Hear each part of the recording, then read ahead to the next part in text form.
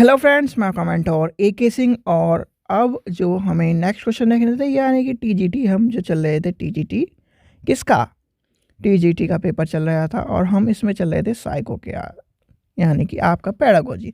हमने 20 क्वेश्चन देख लिए थे, यानी कि हमने 111 से लेकर 130 क्वेश्चन तक देख लिए थे। अब चलते हैं नेक्स्ट। इससे पहले की वीडियो आपको चैनल पर मिल जाएगी, कल की वीडियो है तो जाकर देख सकते हैं। चलिए तो नेक्स्ट देखते हैं 131 से लेकर पाठ्यचर्या उपागमों में से किस उपागम में शिक्षार्थी को अधिकतम स्वतंत्रता मिलती है। भाई, स्वतंत्रता जब होती है तभी आप अच्छी शिक्षा कर पाते हो। तो ये है क्रिया केंद्रित उपागम, यानी कि ऑप्शन नंबर C। चलिए नेक्स्ट लेके चलते हैं हम। कल के क्वेश्चन आपको सारे समझ में आ गए होंगे। अगर कोई भी क्वेश्चन आपको समझ में ना आया हो, कोई भी क्वेश्चन में डाउट हो, ये प्रीवियस ईयर के क्वेश्चन है तो प्रीवियस ईयर के क्वेश्चनों में भी डाउट हो तो आप क्या नाम कमेंट सेक्शन को भर सकते हैं। और वो इसीलिए दिया गया है आपको कि जिससे आप चीज़ों का उपयोग कर सकें। चलिए क्वेश्चन नंबर 132 देखते हैं, यानी कि क्या कह रहा है, सतत एवं व्यापक मूल्यांकन का मुख्य उद्देश्य क्या है। भाई, सतत एवं व्यापक मूल्यांकन जो कपिल सिब्बल जी ने CCE पैटर्न लाए थे, वो किस लिए लाए थे पता है किसी को?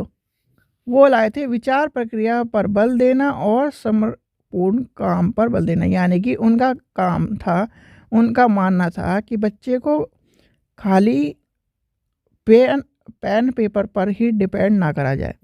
अगर उसमें कल्चरल एक्टिविटी का ज़्यादा गुण है, उसके भी मार्क्स देखे जाएं और चीज़ों के भी मार्क्स देखे जाएं। पर जो रिजल्ट में आपने देखा होगा, Hindi, English, math, science, SST, ये 5 ही विषय और बहुत से 6 विषय, संस्कृत, ये लिखे हुए हैं। पर उसके नीचे जो फर्रा इतना बड़ा, इतनी बड़ी जो मार्कशीट है वो क्यों दी गई है? उसमें ये बताया गया कि इसके कल्चरल एक्टिविटी में इतने मार्क्स हैं, A ग्रेड है, इसमें B ग्रेड है, स्पोर्ट्स में इतना ग्रेड है। तो वो भी कहीं ना कहीं उसका काम करा है। चलिए क्वेश्चन नंबर 133 देखते हैं। एक बालक बालिका निःशक्तता का तब अनुभव करता है, यानी कि एक तरह से वो डिसेबिलिटी टाइप का, बताइए कब अनुभव करता है। ये इसके ऑप्शन है, तो इसका है वह ऐसे वातावरण में काम कर रहा है जो किसी काम को में बालक के सफल प्रदर्शन का प्रभाव डालता है, यानी कि ऑप्शन नंबर C हो जाएगा इसका आंसर। चलिए क्वेश्चन नंबर 134 देखते हैं। कई वर्षों में एकत्र किए गए एक मात्रात्मक और गुणात्मक आंकड़े के आधार पर, और ये बताइए मात्रात्मक और गुणात्मक जो होते हैं, गुणात्मक परिवर्तक आंकड़े कौन से होते हैं। आंकड़ों के आधार पर मूल्य निर्णय अथवा महत्व आंकने की प्रक्रिया क्या कहलाती है। तो भाई, जब इस तरह की बात आएगी तो आपको क्या पता है, परीक्षा होगा, मापन होगा, आकलन होगा, मूल्यांकन होगा, मूल्यांकन होगा। ठीक है, मूल्यांकन जब करा जाता है तो उसमें गुणात्मक और मात्रात्मक दोनों चीज़ों को देखा जाता है। परीक्षा में आपका क्या देखा जाता है, मात्रात्मक। ठीक है, याद रखना इन सब छोटी छोटी चीज़ों को। चलिए क्वेश्चन नंबर 135 देखते हैं। एक चयन परीक्षा में विभिन्न बोर्ड से पास हुए छात्र भाग ले रहे हैं, यानी कि एक तरह से आपका मान लीजिए कोई भी एंट्रेंस मान लेते हैं, नीट मान लेते हैं। ठीक है, नीट वाली बात है हम। ठीक है, उसकी उपलब्धि अंकों की व्याख्या करने की सर्वोत्तम तकनीक क्या होगी। आपको सबको पता है T टेस्ट, याद रखना T टेस्ट होगी। और T टेस्ट किसी को ना पता हो तो याद रखना, जब आप डिसर्टेशन या फिर इस तरह की जो रिसर्च करते हैं तो T स्कोर उसमें सबसे पहले निकालने की, इस तरह की चीज़ों की निकालने के लिए इम्पोर्टेंट होता है। चलिए क्वेश्चन नंबर नेक्स्ट देखते हैं। क्वेश्चन नंबर नेक्स्ट क्या कह रहा है, 136वां, स्वयं क्षमता की कम समझने वाले छात्र, यानी कि अपने आप को कम समझने वाले छात्र अपने खराब प्रदर्शन का कारण किससे बताते हैं। बताइए, क्षमता की कमी। भाई, आप जो बहुत सारे बच्चे कहते हैं कि मैं ये नहीं कर सकता, मैं ये नहीं कर सकता, मैं क्यों नहीं कर सकता। आप ये बताइए, जो आपने स्टीफन हॉकिंस का नाम सुना है, सबने सुना होगा। स्टीफन हॉकिंस क्या पूरी तरह से पैरालाइज नहीं थे? थे कि नहीं थे? और जब उन्होंने पैरालाइज होने के बाद इतनी सारी रिसर्च, इतना सारा चीज़ें करी, तो आप क्यों नहीं कर सकते? भाई माइंड सब में एक जैसा होता है, 2 पैर 2 हाथ सब में है, 2 आंखें भी सब में है, दिमाग भी वही है। पर जो वो कहते हैं ना, जैसे बॉस जो टीचर्स हैं, हम भी जब साइकोलॉजी में एक चीज़ पढ़ते हैं कि सब में दिमाग एक जैसा है, जो यहाँ पर आके उसके वातावरण के कारण है, जैसे कि माता पिता है, आस पड़ोस है, वो उसके प्रभावित करते हैं, और उसका जो सॉफ्टवेयर है, जो दिमाग में सॉफ्टवेयर चल रहा है ना, वो उसके साथ छेड़छाड़ कर देते हैं, और छेड़छाड़ करते ही बच्चे में सारे परिवर्तन होने शुरू हो जाते हैं। चलिए, नहीं तो कोई भी बच्चा ऐसा नहीं है जो क्या नाम किला हासिल ना कर सके, सब बच्चे किला हासिल कर सकते हैं। पर जो उसमें पहले से ही कहे तू कर नहीं सकता, तू कर नहीं सकता, तेरे बस की नहीं है, तेरे बस की नहीं है, अगर इतना ही है, इतनी चिंता हो रही है, खुद करके दिखा दो। चलिए, क्वेश्चन नंबर 137 कह रहे हैं, जब कोई छात्र किसी ज्यामितीय आकार को सही तरीके से वर्गीकृत करता है तो वह किस का निर्देशन करता है? भाई ये देखो, जब ज्यामितीय आकार किसका आता है, ज्यामितीय आकार किसका आता है? ज्यामितीय आकार जैसे आपने मैथ्स में पढ़ा होगा, मैथ्स में आपने ज्यामितीय आकार पढ़ा है, तो ये आ जाएगा प्रक्रियात्मक ज्ञान, यानी कि ऑप्शन नंबर सी हो जाएगा इसका आंसर। प्रक्रिया ही तो बता रहा हो ज्यामितीय आकार के वर्गीकरण की। चलिए, क्वेश्चन नंबर 138 देखते हैं, शिक्षार्थियों के सामाजिक विकास में किस संसाधन का कार्यक्षेत्र अधिकतम है? तो वो समुदाय है। भाई कहाँ रह रहा है? हम जो रह रहे हैं समाज में रह रहे हैं, ठीक है। फिर समाज में क्या कर रहे हैं? समुदाय में रह रहे हैं, यानी कि समाज क्या है बताइए? समाज वो है आपका स्कूल, घर, परिवार, सब कुछ समाज में है। कोई ये कहे कि आप क्या नाम साइंटिस्ट हो, फलाना हो, ढिगड़ो, उसके बाद भी आप सामाजिक हो। सबसे पहले सामाजिक हो, फिर समाज में रहते हो, ठीक है।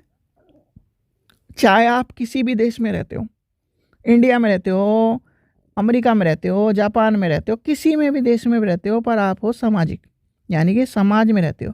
समाज किससे बनता है? एक व्यक्ति समाज नहीं बनता, जो आपके आसपास के लोग हैं उससे समाज बनता है, तो इसलिए आप हो सामाजिक। चलिए, क्वेश्चन नंबर 139 देखते हैं, पाठ्य योजना के अनुसार पढ़ते समय आमतौर पर अध्यापक किसे कम महत्व देता है? ठीक है, तो कम महत्व किसे देता है? पूर्व ज्ञान की जांच, यानी कि जब इस तरह के काम होते हैं पढ़ाते समय, यानी पाठ योजना में, तो पूर्ववर्ती ज्ञान की जांच पर कम जोर जांच पर कम जोर देता है। याद रखना, जांच, जांच मतलब एक तरह से आपका होमवर्क की बात कर रहा है, होमवर्क की बात कर रहा है, तो होमवर्क पर कम ध्यान देता है, ना कि पूर्ववर्ती ज्ञान पर। दोनों अलग अलग चीज़ें हैं। ये जांच है, जांच मतलब आपको कल मैंने होमवर्क दिया, फिर उसकी जांच करूँ, वो जांच है। और जैसे आपसे पूछूं कि बच्चों बताओ कि आपने कल इससे रिलेटेड क्या पढ़ा था, तो वो हो गया पूर्ववर्ती ज्ञान। दोनों का आपने डिफरेंस समझ लिया होगा। चलिए, क्वेश्चन नंबर 114 देखते हैं, 140 देखते हैं, किस छात्र की जरूरतों को समायोजित करने में मूल्यांकन सामग्री, पाठ्यक्रम व कक्षा के वातावरण को समुचित करना ताकि वह उससे भाग ले सके और शिक्षण अधिगम लक्ष्य को प्राप्त कर सके कहलाता है? तो क्या कहलाता है? अनुकूलन। ठीक है, आंसर क्या हो जाएगा? अनुकूलन। चलिए, क्वेश्चन नंबर 141 देखते हैं, एक अध्यापक इस आशा में स्वीकार्य तरीके से व्यवहार करने का सचेत प्रयास करता है, उसके छात्र अभी इस तरह व्यवहार करेंगे, यानी कि किस तरह का व्यवहार करेंगे, निम्न में से कौन सा सिद्धांत अध्यापक के व्यवहार का स्पष्ट भाई सीधी सीधी बात है कि आप जैसा व्यवहार करोगे उसके व्यवहार के बारे में, तो वो मॉडलिंग कर रहा है, यानी कि एक तरह से देखिए आपने कहा, कहते हैं ना कि जो छात्र होते हैं वो अपने अध्यापक से सीखते हैं, वही मॉडलिंग वाली चीज़ आएगी। अगर आपका जो टीचर है, यानी कि आप टीचर हो, आप उससे कहोगे कि बेटा ऐसे नहीं करते, गलत काम नहीं करते, ये नहीं करते, तो वो भी जो छात्र जो हैं देखेंगे तब, तो आप में जो चीज़ें हैं, यानी कि आपकी जो चीज़ें हैं वो अपने अंदर डेवलप करेंगे, उसे मॉडलिंग कहते हैं, याद रखना। क्वेश्चन नंबर 142 कहते हैं छात्रों में पारस्परिक क्रियाओं को बढ़ावा देने के लिए निम्न में से किसका उपयोग किया जाता है? तो वो उपयोग किया जाता है भाषा से संबंधित खेल का। ऑप्शन नंबर पहला हो जाएगा। क्वेश्चन नंबर 143 देखते हैं। अधिकतम प्रभावित के लिए यह आवश्यक है कि अनुक्रिया का पुनर्बलन क्या होता है? जल्दी बताइए। देखिए यहाँ इसके ऑप्शन आप पूरे देख लीजिए पहले, वैसे इसका आंसर यहीं है, देखिए, ठीक है। इसका आंसर है अनुक्रिया को के तुरंत पश्चात होना चाहिए, यानी कि अनुक्रिया, आपका मतलब ये है, आपका बच्चे ने पूछा कि सर या मैडम ए के बाद बी ही क्यों आता है, या कुछ भी क्वेश्चन पूछा, इस तरह का क्वेश्चन जो पूछते हैं बच्चे, तो उसका आंसर तुरंत मिलना चाहिए एक तरह से उसे, या फिर कोई कार्य करे उसे पुनर्बलन तुरंत मिलना चाहिए, जिससे कि उसका जो महत्व है, मान लीजिए आपको भूख लगी और आपको खाना तुरंत मिला, तो आपका पेट या फिर आपका संतुष्टि अच्छी तरह होगी, और वही खाना आपको 10 दिन बाद मिले तो क्या होगा? आप मर जाओगे, ऑब्वियस की बात है। ना भी मरो तो आपकी जो भूख थी वो तो एक तरह से और बढ़ गई, और आपके दिमाग में गलत गलत बातें चलने लगी। तो इस तरह की चीज़ें आपको ध्यान में रखनी चाहिए। चलिए देखिए, क्वेश्चन मैंने कहा था ना, यही है इसका आंसर, यही है इसका आंसर। क्वेश्चन नंबर 144 कहते हैं शिक्षण एक इकाई में होगा, यानी शिक्षण एक इकाई में कैसा होगा? अनेक अध्ययन से, यानी कि ऑप्शन नंबर सी हो जाएगा इसका। केवल केवल केवल, याद रखना, ऑप्शन नहीं मिलते। क्वेश्चन नंबर 145 देखते हैं पाठ्यचर्या प्रतिमान देने का श्रेय किसे जाता है? भाई सीधे सीधे जाता है हिल्डो ताबा। इस तरह के जो नाम होते हैं ना, वही बच्चों को परेशान करते हैं। क्वेश्चन नंबर 146 देखते हैं। 146 क्या कह रहा है? मास्लो 1970 में आवश्यकता सोपान में निम्नलिखित में से कौन सा आवश्यकता अस्तित्व हेतु आवश्यकता है? तो क्या आवश्यकता है बताइए। देखिए इसमें आपका समस्त संबंधी, पहला तो होगा नहीं बिल्कुल भी, ज्ञानात्मक आवश्यकता होती है, ठीक है, ज्ञानात्मक आवश्यकता होती है। सौंदर्य परक, प्रेम, प्रेम तो होगा नहीं, प्रेम भी नहीं होगा, सौंदर्य परक, ये दोनों हो जाएंगे, यानी कि इसका आंसर कोई है दो अर्थ। देखिए दो अर्थ नहीं है, बी हो जाएगा इसका आंसर, बिल्कुल सही।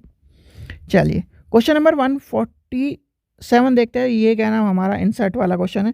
तो 147 देखते हैं शिक्षा के क्षेत्र में सहायता के लिए पहल किस उपग्रह से की थी? एडूसेट, एजुकेशन सैटेलाइट।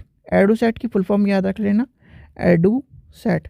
एडू का मतलब ये एजुकेशन, एडुकेशन, और सेटेलाइट का मतलब सेटेलाइट, याद रखना एडूसेट। कब से कभी कभी फुल फॉर्म भी पूछ ली जाती है। क्वेश्चन नंबर ये है 148 अधिगम की रचनावादी दृष्टि से केंद्र विचार क्या है? अब ये देखिए आपके सामने क्वेश्चन है, देखिए इसका आंसर क्या होगा? देखिए शिक्षार्थी अपने स्वयं ज्ञान को बनाने में, यानी कि इसका सबसे पहला ही आंसर, पहला ऑप्शन तो हो ही जाएगा, शिक्षार्थी अपने ज्ञान को लेने में चलता है, शिक्षार्थी पूर्व ज्ञान की विश्वास, यदि भी नहीं होगा, अध्यापक संकल्प, ये भी नहीं होगा, ये हो जाएगा ज्ञान का निर्माण सामाजिक परस्पर आवश्यकता होती है, यानी कि ए और बी, इसका आंसर क्या हो जाएगा? ए है बी। चलिए बी है इसका आंसर। क्वेश्चन नंबर 49 देखते हैं निम्नलिखित में कौन सा विकासात्मक विकार नहीं है, यानी कि विकासात्मक विकार नहीं, कौन सा है? विचार वैकल्य, ऑप्शन नंबर हो जाएगा। लास्ट क्वेश्चन देखते हैं, लास्ट क्वेश्चन क्या कह रहा है? लास्ट क्वेश्चन देखते हैं समग्र मूल्यांकन का प्रयोग आमतौर पर किस में नहीं किया जाता? तो किया जाता है उपचार, यानी उपचारण में, यानी कि उपचार या उपचारण दोनों ही एक चीज़ है, तो उसमें नहीं किया जाता। देखिए अब जो ये क्वेश्चन है आपके हुए हैं, यानी कि 20 कल हो गए, 20 आज हो गए, यानी कि आपका एक पेपर पूरा कंप्लीट हो गया। कल भी ऐसे ही हो जाएगा, परसों हो जाएगा, यानी कि आपका कल भी 20 क्वेश्चन मिलेंगे, फिर उसके बाद 20 क्वेश्चन, 20 क्वेश्चन, 20 क्वेश्चन, यानी कि जिससे आप पूरी अच्छी तरह से इन्हें पचा सको। भाई 40 क्वेश्चन एक बार में कराने कोई मुश्किल बात नहीं है। 20-20 क्वेश्चन रहेंगे, आपको याद भी रहेगा, और उससे आपका थोड़ा सा जो एक्स्ट्रा बात पड़ रही है, भाई टीजीटी वालों ये ध्यान रखो, 100 नंबर भी ये इम्पोर्टेंट है, 40 नंबर तो ये इम्पोर्टेंट है। सब रीजनिंग वीजनिंग बिल्कुल कोने में लगा दिया केवीएस ने, अच्छा किया, बहुत अच्छी बात है। पर जो 40 नंबर और 100 नंबर है, यही दो नंबर ऐसे हैं। 40 नंबर आपके टीजीटी वालों के लिए, और पीआरटी वालों के लिए 60 नंबर। ठीक है, ये जो नंबर है ना, यही नंबर आपको पास कराएंगे। कोई इंग्लिश पास नहीं कराने वाली, कोई हिंदी पास नहीं कराने वाली, कोई रीजनिंग पास नहीं कराने वाली। बच्चे बच्चे से नंबरों के हैं ये। और ये जो दोनों टॉपिक हैं, अगर ये जो दोनों टॉपिक हैं अगर आपने कवर कर लिए, तो आपका पास होने से आपको कोई नहीं रोक सकता। मेरिट इतनी भी नहीं जाएगी जितनी आप सोच रहे हैं, पर हाँ, इस बार मेरिट में कड़ा टक्कर हो सकता है। साइंस, मैथ्स, एसएसटी, इनमें कड़ा टक्कर होगा। ठीक है, तो चलिए, आशा करता हूँ आपको वीडियो पसंद आएगी। वीडियो पसंद आए तो लाइक करें, चैनल को सब्सक्राइब करें, वीडियो को ज़्यादा से ज़्यादा शेयर करें। सॉरी, चैनल को सब्सक्राइब करके रखें, जिससे कल भी आपको टीजीटी का पेपर मिल सके, और जिससे कल भी हम पेडागोजी के क्वेश्चन कर सके। और रितु मैडम ने आपको सारा पेपर करा के दे ही दिया होगा ये वाला, तो कल की वीडियो उनकी जाकर देख लीजिए, जिससे आपको पूरा पेपर मिल जाए। यानी कि आपको कंप्यूटर का सेक्शन, उसमें कंप्यूटर का सेक्शन तो मैंने सारा करा दिया आपको। ठीक है, अब साइको का सेक्शन मैं करा रहा हूँ, और जो साइको के अलग जो सेक्शन है, यानी हिंदी, इंग्लिश, जो रीजनिंग है, जीके है, वो रितु मैडम ने कराई है, तो जाके उनका भी वीडियो देखिए। चलिए, चैनल पर पढ़िए, आप जाकर देखिए, नहीं तो लिंक डिस्क्रिप्शन में मिल जाएगा, वहाँ से देख लीजिए। चैनल को विजिट करिए, देखिए आपका ही चैनल है तो आप विजिट करो, क्यों नहीं करो भाई। जितना वीडियो देखने में नेट जाएगा, उतना ही विजिट करने में नेट जाएगा। विजिट करिए, आपको भी तो पता चले आपके चैनल पर क्या है। चलिए, ठीक है बच्चों, थैंक यू।